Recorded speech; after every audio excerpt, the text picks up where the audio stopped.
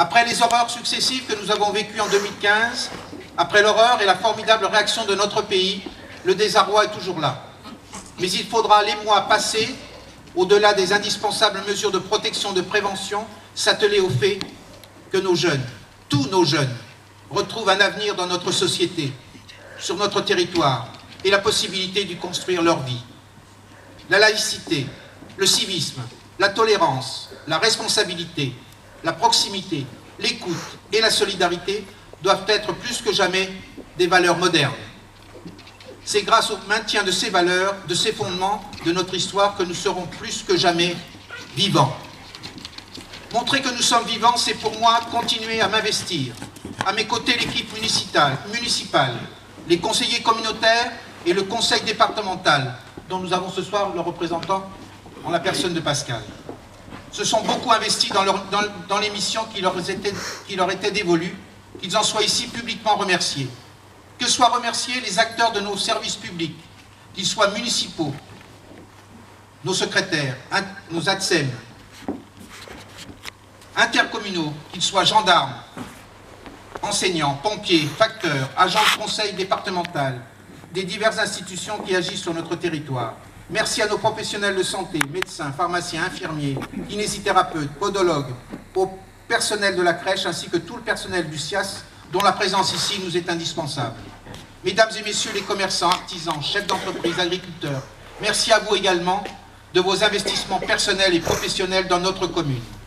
Merci enfin au monde associatif qui, sans les manifestations culturelles, sportives et festives, ne seraient pas ce qu'elles sont. Merci à vous tous de partager avec nous l'espérance et la foi d'un monde meilleur où les possibilités de développement et d'attractivité seront enfin données au monde rural, acteur essentiel au sein d'un territoire plus équilibré et plus solidaire. La vie doit gagner. Cette vie incarnée ici par toutes les énergies positives qui œuvrent sur notre territoire. C'est donc la vie que je vous engage à célébrer. Winston Churchill disait « Un pessimiste voit la difficulté dans chaque opportunité. Mais un optimiste voit l'opportunité dans chaque difficulté. » Je veux pour ma part être optimiste pour cette nouvelle année à venir, dans ces périodes difficiles que nous allons trouver la force d'avancer et d'aller encore plus loin. Il est de tradition d'esquisser en ce début d'année les conditions et les perspectives de travail qui nous attendent pour cette nouvelle année. Je ne vais pas déroger à la règle, je vais vous dire ce que chacun sait des conditions générales. Du point de vue économique, la situation est encore morose. Nous avons également une légère baisse des dotations d'État. Ça n'a jamais été quelque chose d'exagérément généreux, il faut le dire aussi. Mais les conditions économiques de notre pays font que nous sommes conduits à gérer de façon encore plus stricte, on pourrait dire parfois rigoureuse. Gérer rigoureusement un budget, cela fait partie de notre tâche. Et puis nous savons que dans ces conditions, tout ne se fait pas du jour au lendemain. Alors je vais prendre un premier exemple qui montre que tout ne vient pas du jour au lendemain. C'est l'exemple de la déviation du mercredi matin, jour du marché. Ce projet va voir le jour avec la communauté de communes du Haut-Périgord. Nous allons procéder à l'acquisition de terrain, conformément aux engagements que nous avions pris avec monsieur le sous-préfet, simplement pour assurer la sécurité au niveau de ce marché, qui est quand même l'un des emblèmes spécifiques de Pieds Nus. Ceci veut dire, quand vous direz, pour ceux qui peuvent le penser, pourquoi on ne fait pas ça? Pourquoi ça ne va pas plus vite? Eh bien, c'est vrai que quelquefois, on pourrait aller plus vite, mais il y a des choses qui ne peuvent pas s'accélérer.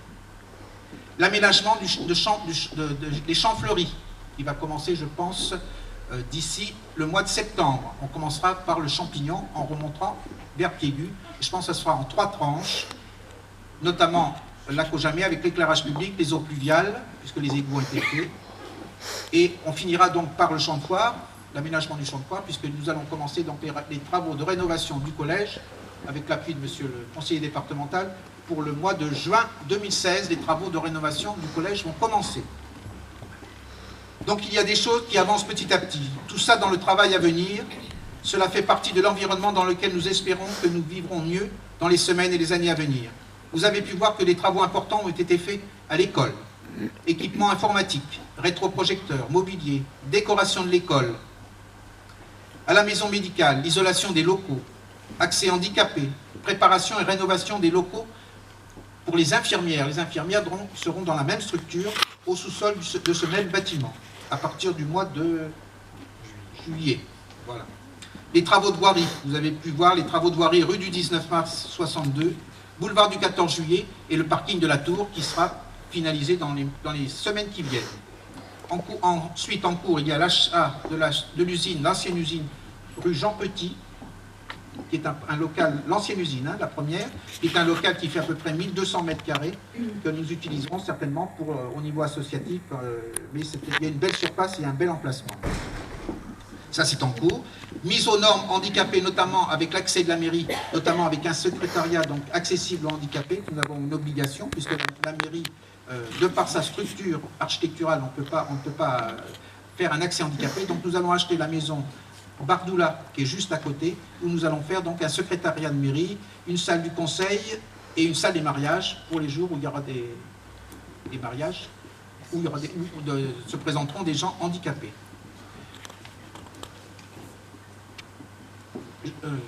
Je vous souhaite à toutes et à tous une très bonne année 2016 avec le même sens des responsabilités de chacun en tant que citoyen dans un climat de dialogue, d'écoute et de respect.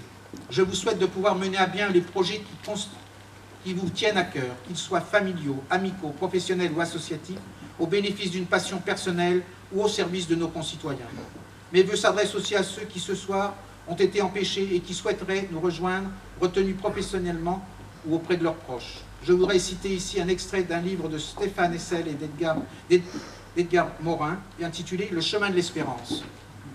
Ce qui nous est certain, c'est que nous avons besoin aujourd'hui d'une nouvelle politique, une politique du vouloir, vivre et revivre, qui nous arrache à une apathie et à une résignation mortelle. Cette politique du vouloir vivre prendra les traits d'une politique du bien vivre. Le vouloir vivre nourrit le bien vivre. Le bien vivre nourrit le vouloir vivre. L'un et l'autre nourrit le vouloir vivre. L'un et l'autre ensemble ouvrent le chemin de l'espérance. Bonne année à toutes et à tous, pleine de bonheur, où la tolérance prendra le pas sur la haine. Une année où la lumière prendra le pas sur l'obscurantisme. Une année où les plus intolérants trouveront le chemin de l'espérance. Merci à tous et je vous invite à partager ce verre de l'amitié tous ensemble. Merci beaucoup.